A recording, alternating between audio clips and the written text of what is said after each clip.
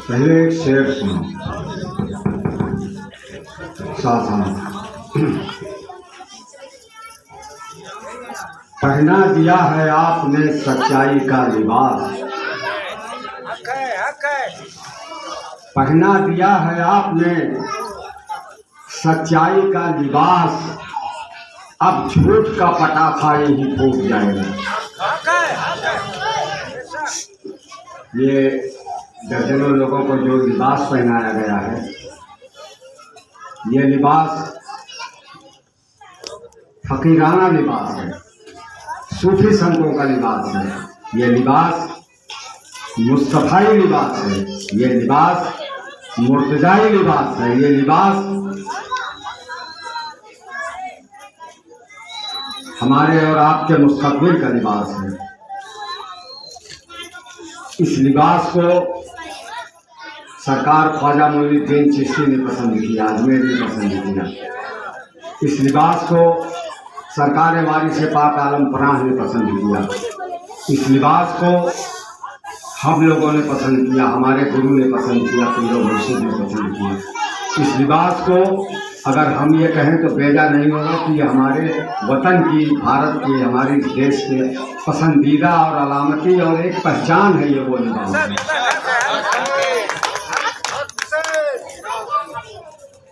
ये वो लिबास है। ये लिबास अजमेर का है, ये लिबास अयोध्या का है। वहां जो पहन के घूमते हैं उनको सूफी कहा गया है। अयोध्या के लोगों पे के जिस्म पे, उनके तन पे देखा जाता है, उनको संत कहा गया है। जिसकी अच्छी विचारधाराएं होंगी, अच्छे ख्याल होंगे, अच्छी तालीम होगी, अच्छा ज्ञान होगा, उसी के जिस्म पे ये लिबास रुकेगा, सब जगह नहीं रुकेगा। ये आप लोगों को मैंने दिया, मेहनत किया, समझाया, आप समझ गए। इस लिबास को बीच में कुछ ना करो भाई से।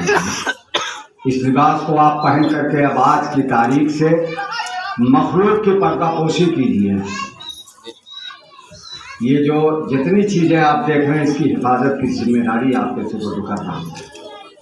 इस लिबास को पहन करके आप जीव हत्या न कीजिएगा, एहतियात कीजिएगा कतई तौर पर। ये लिबास, ये एहराम है, ये खिरका है, इसको पहन करके जो पहन लेता है, जैसे मिसाल के तौर पे हाजी लोग जाते हैं हाथी करने, तो जब एहराम पहनते हैं तो वहाँ जून, चीलर, खटमल भी नहीं मारते,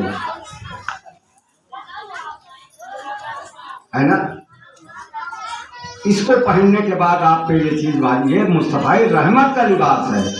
अगर आप मारेंगे तो आप ये रहमत की बात लेंगे, ये वो लिबास है। इस लिबास को जब हमको ये हमारे गुरु ने पहनाया, सरकार ख्वाजा दुर्रा हसन का, बेटे इस लिबास को अगर मैं तुम्हें दे दूँ तो तुम क्या करोगे? कहा मैं सरकार मखलूक की पर्दापोशी करूँगा। कहा इसके बहुत सारे शराइत हैं। हमने कहा कि सारे शराइत हमने नहीं, सारे शराइत नहीं। इस लिबास को पहन करके 2 मिनट साहब, 2 मिनट आप रुके हैदर 2 मिनट आप रुके।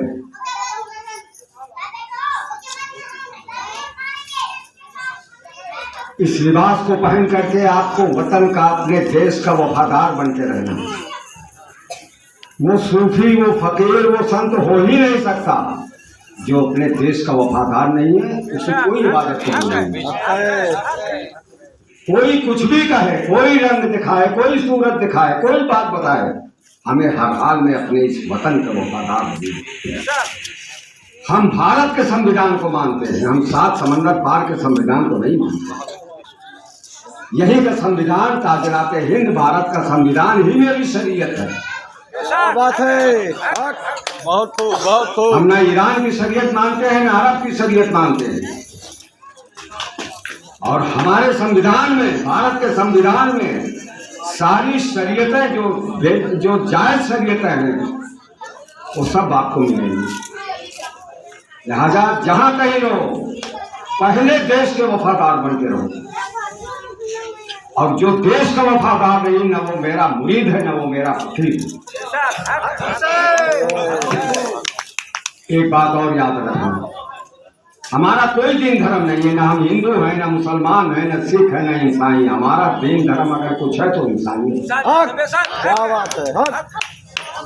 एक बात का और ख्याल रखो, दुनिया भर के फितना फसाद लड़ाई झगड़े से मुझसे कोई मतलब नहीं है। हम इंसानियत की खिदमत करेंगे, सबके यहाँ आओ जाओ, अपने यहाँ बुलाओ,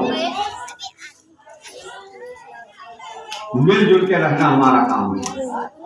और ये देखो ये कौन है, और ये जो बंदे हैं ना, चाहे वो हिंदू या मुसलमान हो, ये खुदा की सूरत में पैदा हुआ है। इन्ना खल्का आदम अला सूरती, अल्लाह कहता है, भगवान कहता है कि मैंने इस इंसान को अपनी सूरत में पैदा किया।